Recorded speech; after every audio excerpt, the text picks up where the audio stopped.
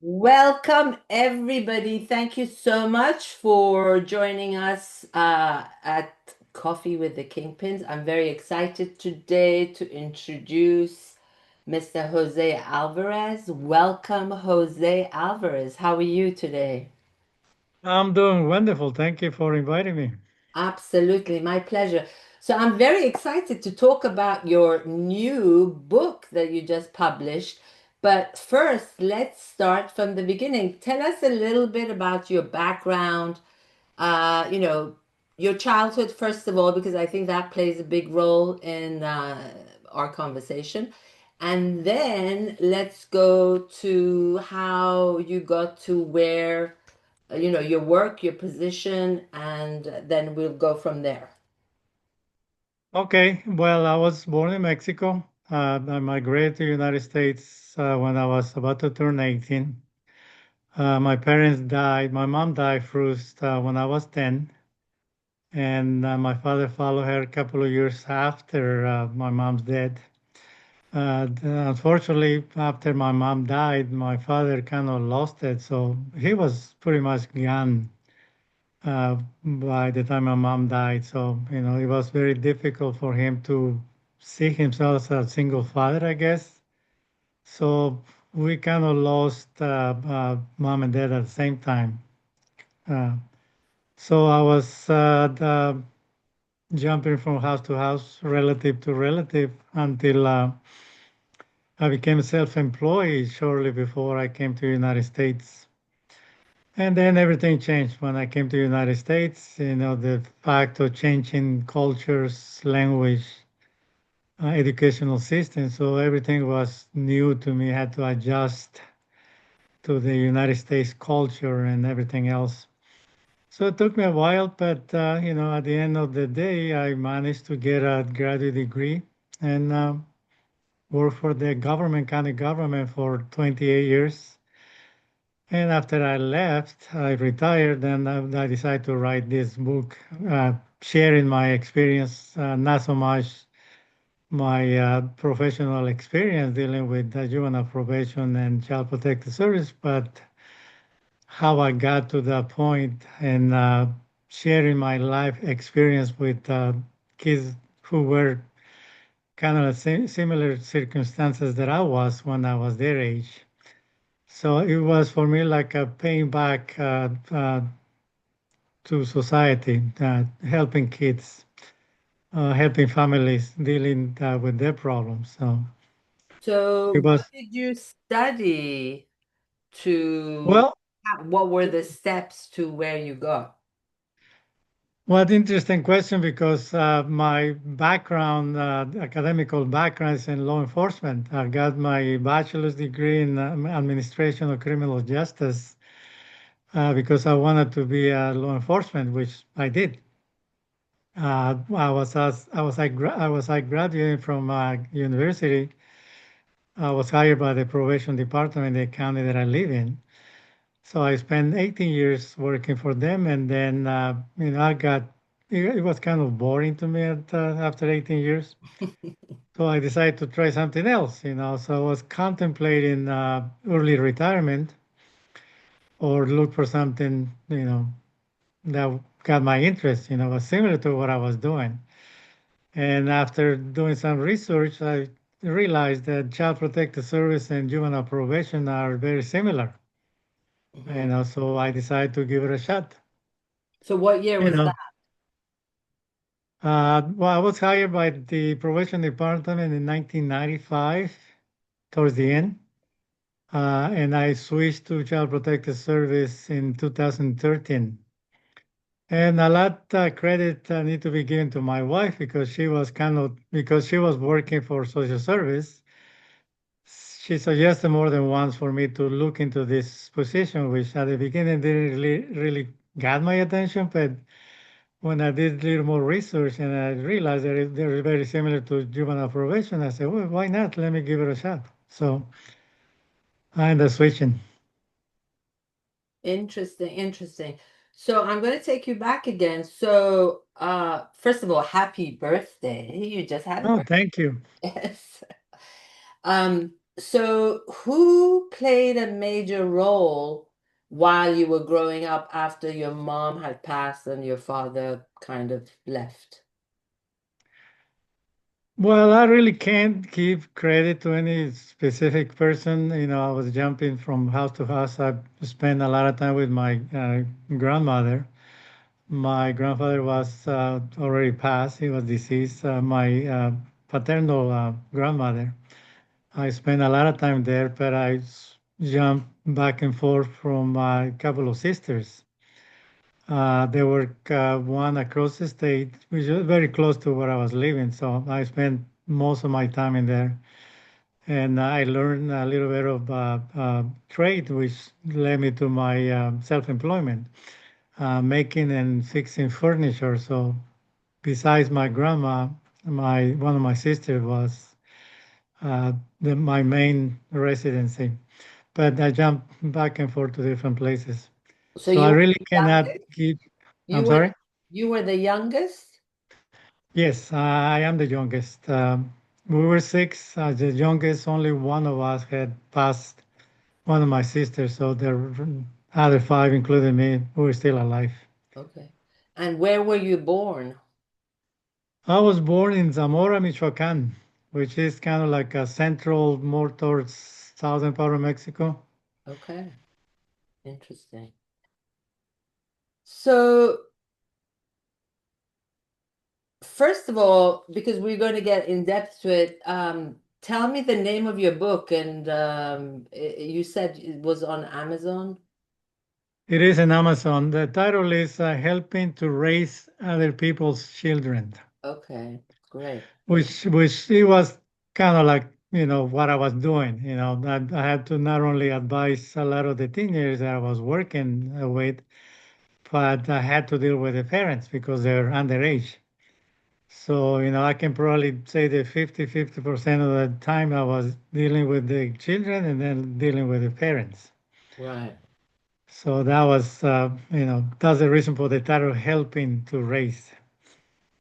But you also, if I remember, because we had a conversation about this prior to this, that you basically dealt with a lot of uh, children who were abused, who came from abusive homes, because I find that really interesting because there is a faction where people lose their parents and then, they're jumping from one to, one family to another family.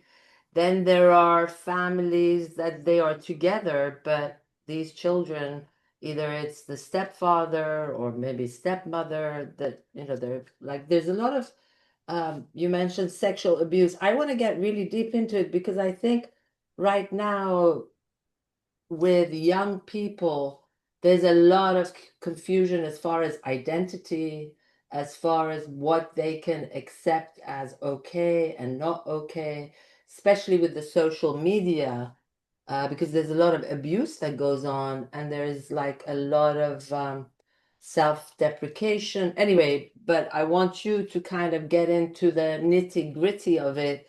Like, what were some of the things that you had to deal with? Well, I dealt with just about anything you can think of as far as abuse, neglect, and abandonment. Uh, there, the interesting thing for me, being in that field is that it's a lot of times, a lot of kids, teenagers, early teens, they've been abused, but they don't see that as an abuse. It's like a normal thing for them.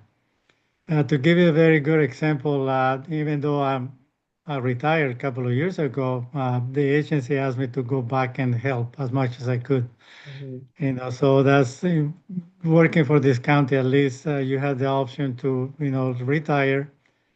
Past 6 months, you can do some paperwork, do fingerprinting again, and then you can go back and help, as we call it, retire annuitant. You're in Uh, California, correct? California, correct. So I'm not sure that is applicable in other states, but at least in California, it's something that can be done. Hmm. And the reason for that is for the agency try to hold the so-called institutional knowledge Someone like me spent nearly 30 years, so we learn a lot. And when we retired, every piece of knowledge that we accumulated over the long career is lost. So to maintain that institutional knowledge, the agency tried to keep us busy, helping as much as we want and as much as we can. So it's very flexible. I can tell them how much I can go and how many days I can go. Mm-hmm. Pretty much I determined that. So because of my retired annuitant position now, I've been helping and I dealt with this family who are from Mexico. And I want you to, and I want your people who follow you to listen to this very careful because it's extremely important and heartbreaking. But I lost track in my career. I lost track how many young mothers with young children, daughters, remarry, and how many of those cases end up the young girl end up being raped by the stepfather. Mm-hmm. Many cases. Frankly, I lost track how many of those cases I dealt with. Meaning So there were this so one, many. many. Well, it's kind of concerning, Mm-hmm. scary. So to give you an example, this last case that I help, they out of the system by now.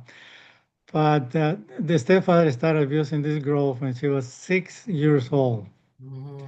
Six. Yeah. Imagine that. When she turned 12, she got pregnant. Wow. So one of my colleagues ended up being the one removing that girl from the family and take it to the hospital for abortion. But the interesting thing is the hospital and the doctors and nurses never used the word abortion. Remove and dispose was the term they used. Uh-huh. So when my colleague was on the way to the hospital, believe it or not, this girl assumed that this man loves her. Yeah. And what he was doing was his expression of love to her.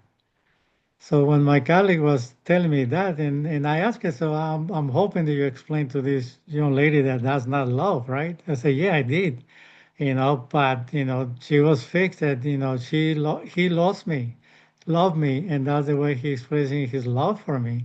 Right. So imagine how sick that is that a young lady, 12, 13 years old, thinks that the stepfather loves her, and the way to show his love to her is raping her, abusing her sexually. Crazy. So, that's, it will make most people sick to their stomach just looking at seeing these things. And, unfortunately, like I said, this is not the only case. I've lost track how many cases that I dealt with from probation to child protective service, the same thing, same story. Right. The young mom remarry, and the young lady ended up being raped, abused by the stepfather. Well, that's why, I brought up that subject because it is so vast. It's happening every day. And Yeah. it's just crazy. And there are many people who are completely unaware. And I think your book is a great service, to the masses as far as really coming to an understanding of what is really happening. And it's not, a very small piece, it's vast. Yeah, it's a big social problem. Yeah. So what happened to the gentleman? Is he in jail now or is he what? Yes. Yeah. Well, again, going back to the many cases that I dealt with, in most times the abuser ended up being in prison, Hmm. arrested, convicted, and prison. For this particular case, he was convicted, and he will spend the next 11 years in state prison. He could have gotten the life sentence, but because the way this young lady saw this abuse, or didn't see that as an abuse, more as an expression of love, she refused to use the word, he abused me when I was 10 years old. Hmm. The district attorney's office and the person there investigating wanted her to say that. He took my clothes off. He, for lack of a words, raped me when I was 10 years old. Did you When say it I started when she was 6? right, but she needed to say that. Uh-huh. The DA had to have convincing evidence that she was abused before the age of 10. So When do I you also in these cases deal with the mothers as well? Because yeah, either they're aware or they're not aware or well, believe it or not, most moms that I can think of that I can remember, they refuse to say that they knew anything. Mhm. So how a mom cannot know that her daughter's being raped, abused, that's beyond my understanding. This is illogical. That doesn't make any sense. But most women, maybe because they're afraid of the husband or love of the husband, they refuse to accept that they knew. So It's anyway, this particular person, man, is going to be released in 11 years from now. But the fact that he is illegal in this country, most likely he will be deported before that or at the end of the sentence. But why wouldn't he, if he's an illegal, why didn't they deport him already? Yeah, that was my question. The question for me to the detective investigating this case and the DA, and sometimes it's political. Uh-huh. And my concern was that if he gets released, it's nothing for him stopping him from coming back and do it again. Right. So the same way he came across illegally, he can come again. So So my question is, after this, is the Child Protective Services still involved as far as making sure that she gets therapy? Because, I mean, that would be really important, right? yes, yes. Well, it goes from removal. Let me take a quick step by step. The child is removed from the family, is investigated, is removed for the duration of the investigation, and then if everything goes according in favor of the family, the child is it's sent back to the mom under supervision. Hmm. The way I was involved with this case, the mom had the right to have a visit with the daughter, but those visits has to be supervised. That's when I came in. So I did the supervision to make sure the mom does not try to influence, especially during the investigation. The mom is not trying to influence for her to say something that is not, and according to the laws. So when this supervised visit takes place, then the mom has to stay away from the case. They can talk about anything they want except the case or what's going on with the case. So that's the reason for the supervision. And then when the case is finalized, the child goes back to the mom or dad, whatever the case may be, under supervision for at least 6 months. It could be a year and a half. If everything goes accordingly, they take care of what they're supposed to. Then the child is back with the family. If not, then the child is removed again. And after 18 months, the family, the mom or the dad, they can lose the custody of the child forever. So So, I mean, it's like a long journey because if that happens, then they go into foster care, and that's another questionable. yeah, I understand your point. The foster care is not perfect in California or anywhere in the United States. There's a lot of abuse within the system. Same with juvenile probation. A Right. lot of kids are abused within the system, so a lot of kids are abused within Child Protective Service. I really can't talk about other states. I can tell about California, and because I moved, based on my position, I moved from one end of the state to the other end of the state, so I move a lot. I also travel from the West Coast to the East Coast, but as far as how foster care works, I can tell you how it works in California only. Right. And, it's not perfect. So this is child abuse is still within the system. So Uh-huh. it's a sad, any way you look at it, it's a sad situation for the children, Yeah. you know. Yeah. So, I mean, you also deal with uh, youngsters that, you know, are in jail. So, right? Who like, Well, yeah, not in jail. They're in juvenile detentions, little different in jails. right, They have rooms, they're locked up, but they have rooms with a lot more, space and convenience for the youth because they're underage. So they don't have cells like in a right. regular prison or jail. So, but it's a detention anyway. Yeah. I mean, they're locked up, but in nice Exactly. Yeah. rooms. Right. Yes. It You know, is very, very sad. It is very, very sad. Um, so just maybe give us a summary of the different um, subjects that you basically covered in your book. So, because I mean, what you do or did kind of covers a larger scope of things, right? I mean, there's yes. child abuse, there is rape, there is children in juvenile detention. Anyway, I'll let you speak. Yeah. So the way I wrote the book is, and if you look at the covering page, the front page, it tells you that I want to share my personal and professional experience. Hmm. It's a personal journey. It has nothing to do with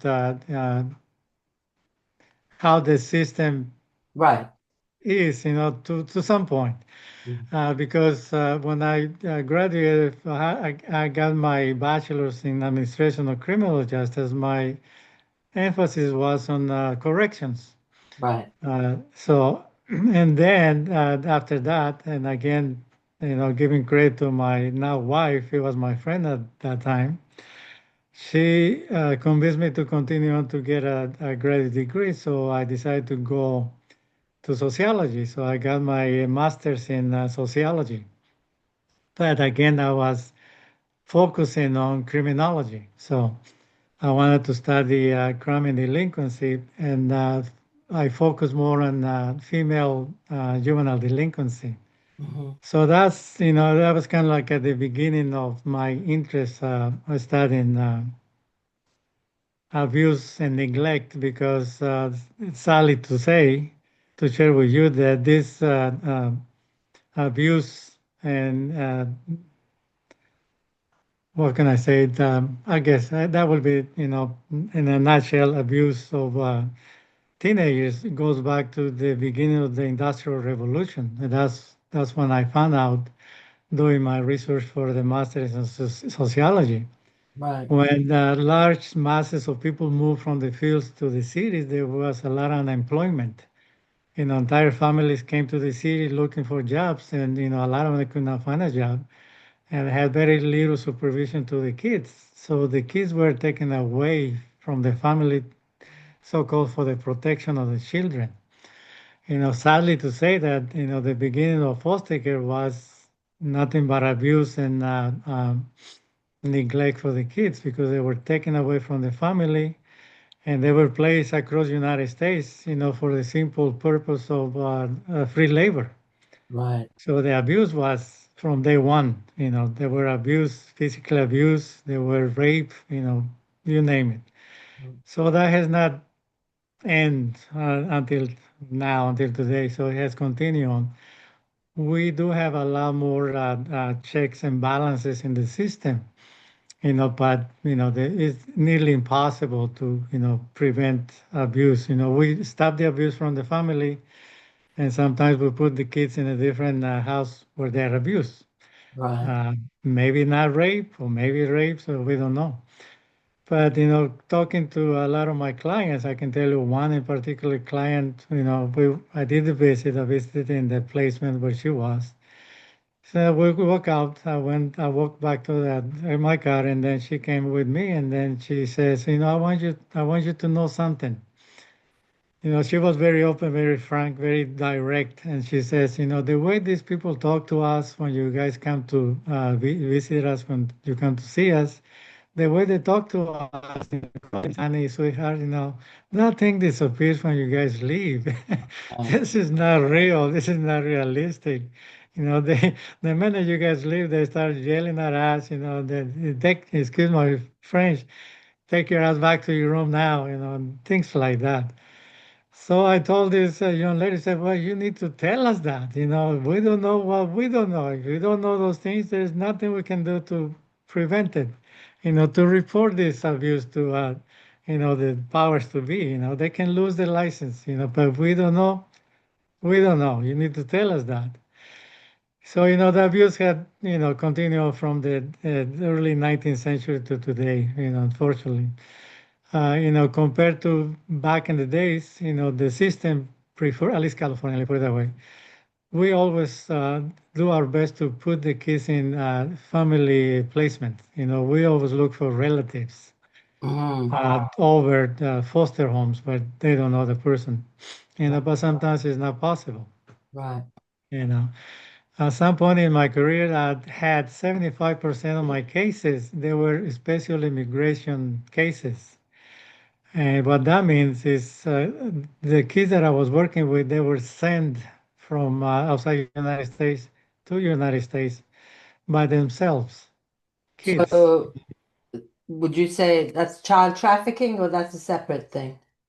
Well, that's separate thing, but do come in. Let me put it this way: if you send someone by the age of 12, 13 by himself or by herself, what are the chances they're gonna be kidnapped and in abuse or sell in the black market? You name it, all kinds of different dangers. Imagine someone crossing at least three borders coming from Central America to the United States. They will be crossing at least three to four international borders. And in every border they cross, they get the risk of being killed, kidnapped, raped, you name it. But according to the parents, when I talked to some of the parents, they decided to send the kid and put him at that risk instead of living in their country because of the drug cartels Hmm. and the chance of being killed in their own country. So they had to choose the lesser evil and send the kids to United States. So they Dangerous, cross in legal. less than evil, right? The lesser evil, exactly. Hmm. But imagine, I don't know if you're familiar, the danger crossing the United States border from Mexico to United States. But we probably don't have the exact statistics as to how many people die crossing the border. Right. Now imagine someone 13, 14 years old crossing the border by themselves.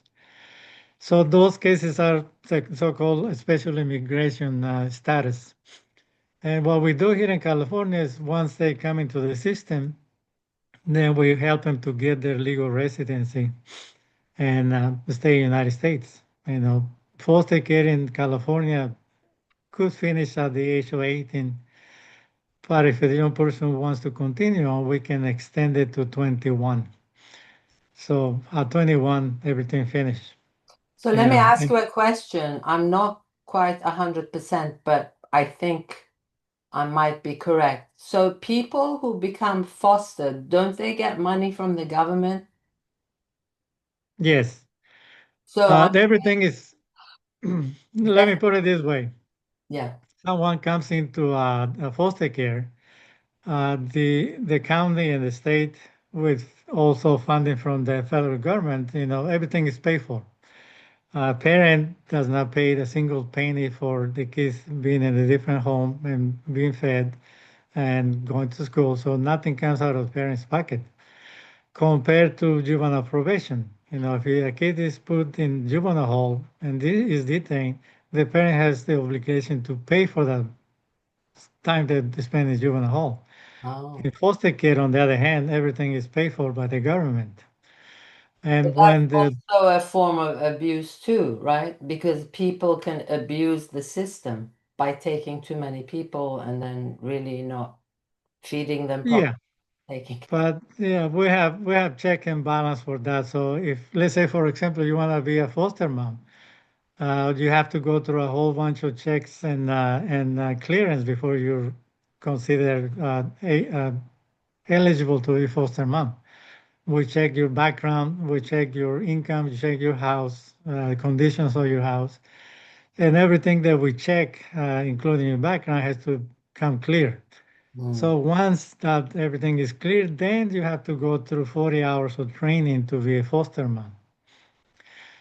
And the same thing with any relative who is not the mom or father of this young person. Grandparents, uncle, aunts, they had to go to the same check balance before they can get any child, even if it is their own blood related relative. They all have to go to the check and balance anyway. I So personally, we do I personally believe that anyone that's going to be a parent needs to take a course. right. 'Cause And I don't think everyone should be a parent, but yes, yeah, imagine that. This is probably the most difficult thing we do in our life, yeah, and for the only one thing that we don't get training for. right, You get married, you get pregnant, you become a mom, and regardless whether you have issues, you have mental issues, for example, or drug issues, nobody cares because you're the mom. You have the parental rights, as we call it. right, But that's the way it is, and that going back to your question, my I start the book by telling people my background, how I ended up coming to work in this field, for what reasons. right. So that's the background, and then the beginning of foster care and juvenile probation. So a little bit of historical background, Hmm. and most of the background that I provide in the book came from my research for my master's in sociology. Hmm. I did not do any research for this specific book because I had done it before. Right. So it's based on my life experience and my career in both fields, juvenile probation and child protective service. But I try to share with people the problems parents have. There's a chapter about parenting. There's a chapter about the different mental health issues that we deal with in foster care. Hmm. Personally, during my career, I dealt with just about any kind of mental issue that you can think of, from manic depression, bipolar depression, schizophrenia, you name it. So I dealt with all of them. The most difficult mental problem that we deal with is schizophrenia because, to deal with someone has with schizophrenia, you probably had to be a PhD, you had to have a doctor in psychology or, psychiatry. It's a difficult problem to deal with Right. because the person is very unpredictable. Just to give an example, one of my cases, the previous child welfare worker pretty much abandoned this kid. He stopped visiting this. He was a 70-year-old Salvadorian kid. And the social worker stopped going and visiting him because he was afraid of this kid. So we were about to close the case, and then they gave me the case, and I started looking, for this kid, and I found him. And I asked him, so where you been? We're about to close your case. And he says, well, I don't know. I called my social worker. I left voicemails, I don't know what else I could have done. So it turned out to be, and I never reported this person, but he simply stopped visiting this kid because he was schizophrenic and he How was old was afraid of the him. kid? How old was the kid? 17. Oh, He was 17 years old, and it's something, it's a problem which is very unpredictable. This kid had a stepfather. He was fighting with the stepfather. He was fighting with the mom. He was fighting with the sister. He never fought me, or he never tried to attack me in any way, in any form. But he was unpredictable. So that's the kind of problems you deal with in this line of work. But you have to be willing to do that because that's what it is, and that's part of the job.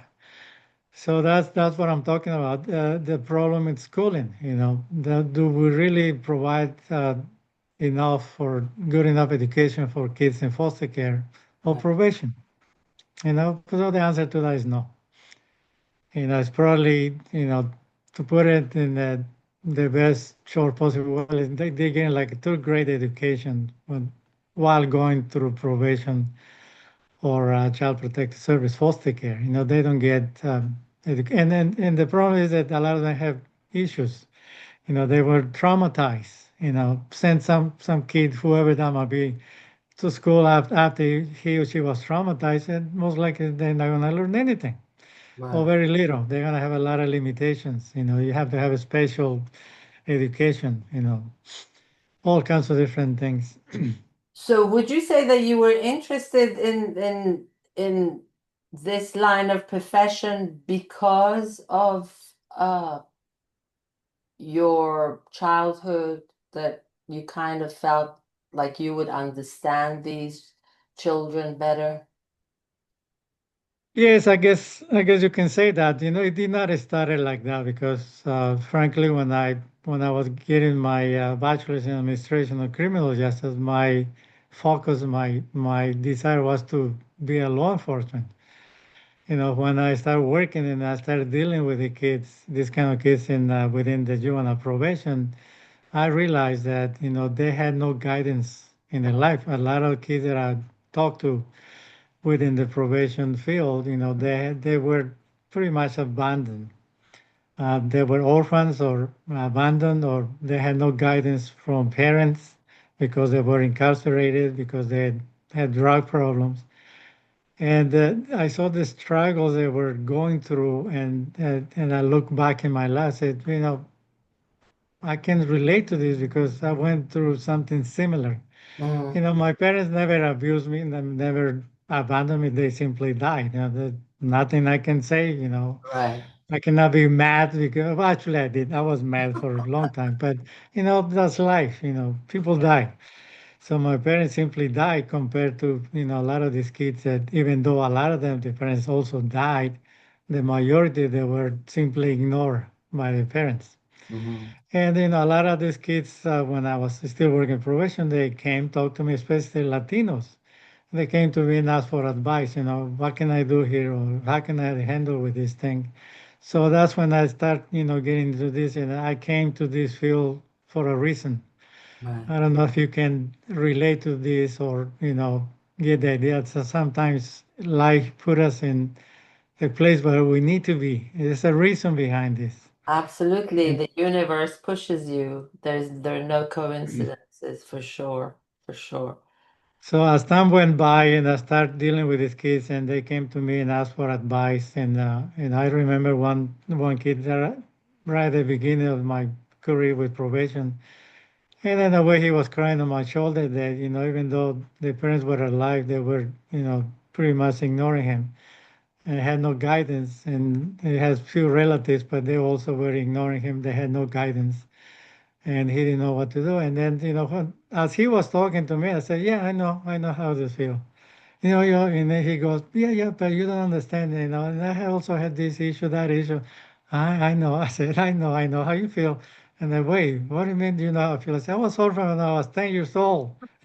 You think I don't know how you feel right now? I said, I know exactly how you feel. And but you can do Well, it though.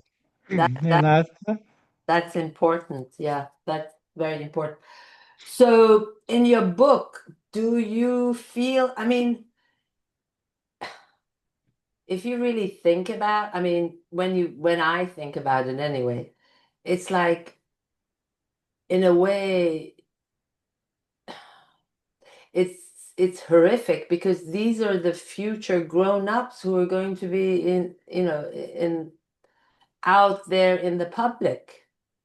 And all these different experiences are going to affect them in their life and who they become and what they do and how they live their life, so, and I think more than anything else, and probably you've mentioned this, I feel it's not just the guidance that people need. It's like the basic love and compassion that you would, hopefully receive. And even there are a lot of people who don't receive it from their own parent. But it's that love that's the essence that, grows the human being. Sort of. yeah, yeah. So that was I know, like I said at the beginning when I started this profession, my focus was law enforcement, and shortly after I realized that I was there for a reason. That I was purpose behind me being in this field. Right. And they moved from juvenile probation to foster care to child protective service. And my attempt to guide and advise these kids continue on throughout my career, 28 years. So I dealt with a lot of suicide attempts. Sadly to say that three of the kids that I dealt with, they ended up being dead. They committed suicide. One was actually killed. A young lady, Mexican American young lady, ended up being shot in a cheap hotel room because she was prostituting to make money. So Wow. she died. 28 years in my career and three dead teenagers. So sadly to say, I was able, I think, in my heart, I believe that I was able to save this also young lady who tried to commit suicide twice before she came to me, my caseload. And after that, to the best of my knowledge, that was the last time. Right. And I was very happily surprised. The mom called me like 2 years after I dealt with her. She called me out of the blue unexpectedly, and I answered, and she asked, "Do you remember me? I'm the mother of such and such." Oh yeah, of course. And I was very surprised. I said, "What can I do for you?" I said, "Well, I just want to say thank you because you changed my daughter's life for the better. Ever since you talked to her, you advised her, she changed. She has never tried to commit suicide again, and she's a different person altogether. So thank you." So that was 2 years after I dealt with this young lady. So that was very nice, happily surprised. Gratifying. But Grat that's I guess for those who are, for those of us who are in this field and realize that we're there for a reason, for a purpose.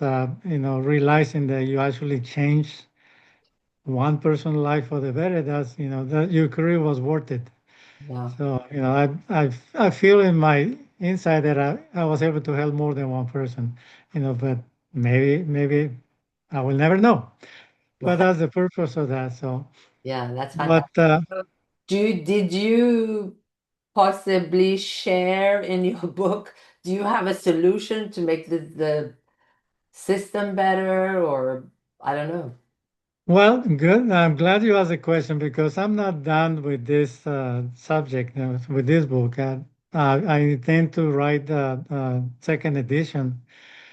This book, the book that we're talking about, it was my desire to share my experience Right.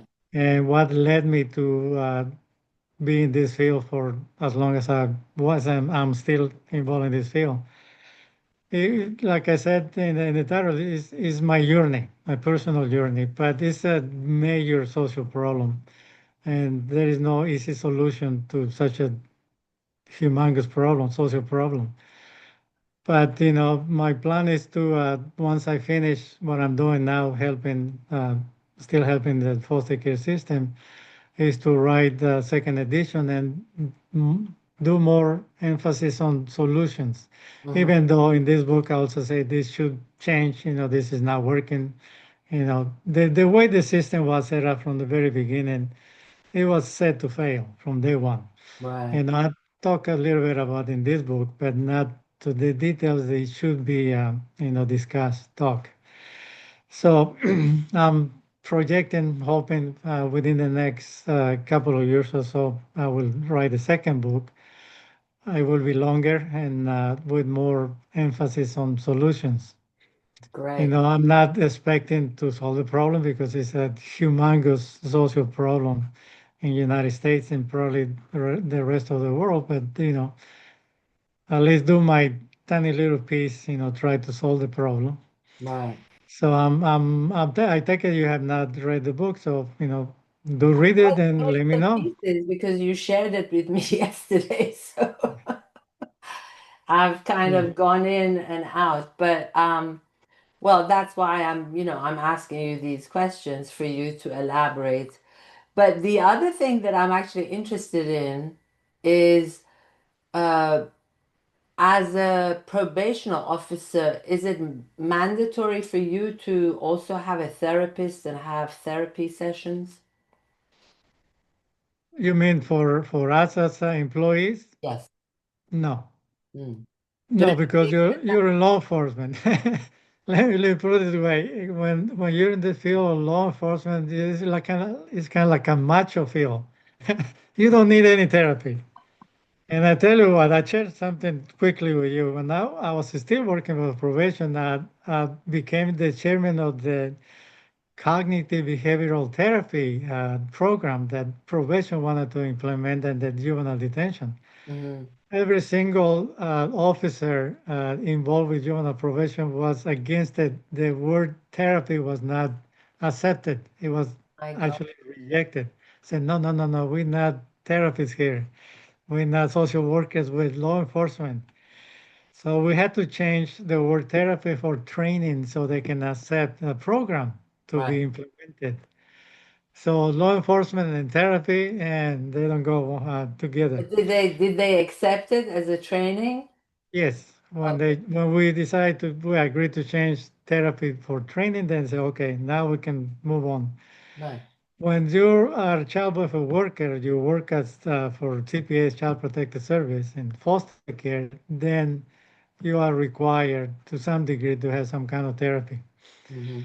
90, this is not, don't quote me this, but 90 to 95% of child welfare workers are also licensed therapists. Mhm. I am an exception because I had a degree in sociology and in Right. criminology, but I do have a lot of training in cognitive behavioral therapy and motivational interviewing techniques. So I had certificates in those two fields. So so to some degree, I am also a therapist. But not legally in the state of California. Right. So you're But in the yeah, Bay Area, correct? yes, San Francisco Bay. Yeah. So I would say that I mean, in general, California is kind of on the border of Mexico, so probably the issue with illegal children is huge. Yeah, it is. Mhm. But as long as a child comes across the border legal and illegal and has a relative living in California, then they are eligible for foster care. Okay. And still so with all the changes in laws? But based on current administration, that might change, and I can share with you that all my special immigration cases going back to 2016, none of them got legal residency green card while that administration was still in power. So Oh, wow. that might change again. Yeah. This is a vast subject. And It is. the other thing that I wanted to say that you were saying, well, they accepted it as training, but this was quite recent, right? Because I mean, if you look at psychiatrists, therapists, they all need to have another therapist to talk with because the experiences you have, the things that you have to solve can really affect you on an emotional, physical basis. So I would imagine you need to kind of vent out or have someone or get guidance as sometimes because as human beings, I feel that you kind of get involved emotionally with somebody, that is going through all these different challenges. Yes, I can share with you that you have no idea how many people I talk to in the field of child welfare work. How many people came and gone? They lasted average couple of years and they had to go because they cannot handle it. It's Right. too much. Yeah. So a lot of this field is extremely demanding, both physically and mentally, because of the abuse that you see, that you witness. And I would say You emotion dealing, as well. yeah, you dealing with the worst people do to their own children. So that's very difficult to deal with. Yeah. Abuse, that is very difficult to deal with. So it requires to have a special personality to deal with this for as long as I did. And that was one of the questions. A lot of my colleagues, they were shocked to know that how long I was in this field. How did you manage to do that? So Yeah. I'm not gonna tell you my advice to them because it, use profanity for a purpose, when I gave my advice. But it's not for the weak, emotionally weak person to be in this field. Not for the weak If of you don't heart. have the guts to deal with so much abuse, you're better off in a different field. And how do you think that your experience and your dealings has affected you as a parent? Because I know you have two children yourself. Well, it make me appreciate, realize that, and I share that with my kids. We're not so bad after all. But it changed. It changed me a lot, especially when I moved from probation to child protective service. One of the goals with my wife was to move to San Diego. Change location because of real estate and different things, of Las Vegas, for example.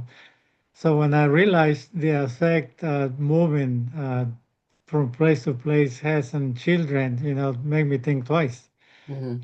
You kids are better off growing, from early age, the way they grow with their friends in school. They are familiar with, so many different families and friends. Is to their advantage. This is for their mental health benefits. Right. Moving from place to place and going to different the school, different places is not for the benefit of children. When you're an adult and you're grown up and you retire and there is no children around you, then, you can do whatever you want. Yeah.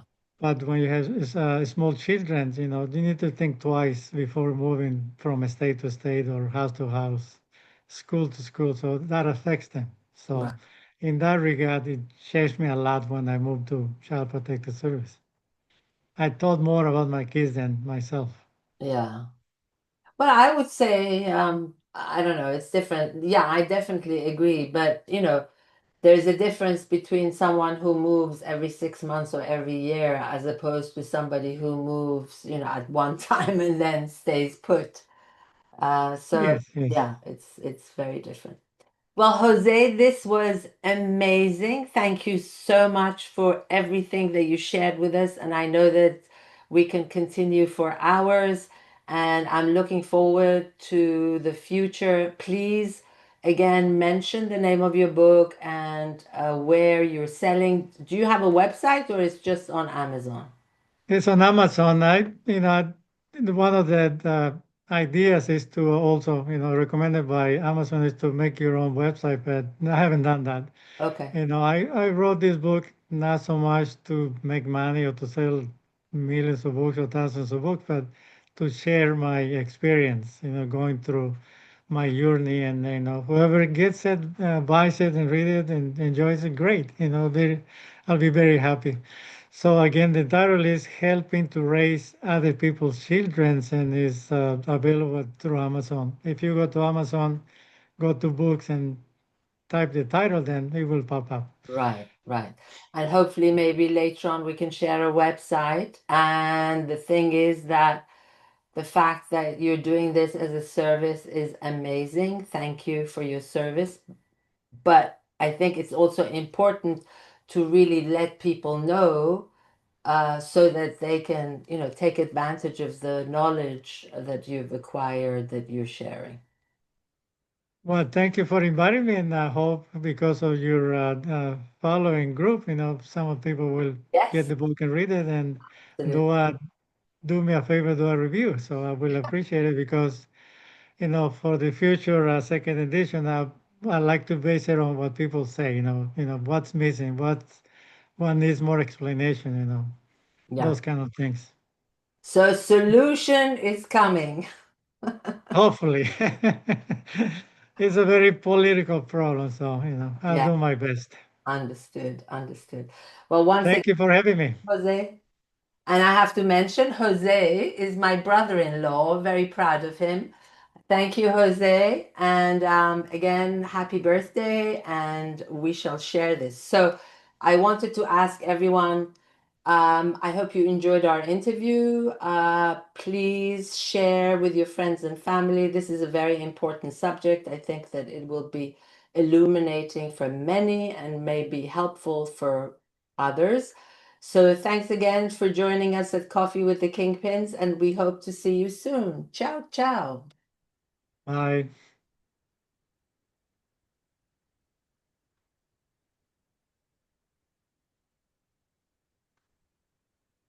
That's,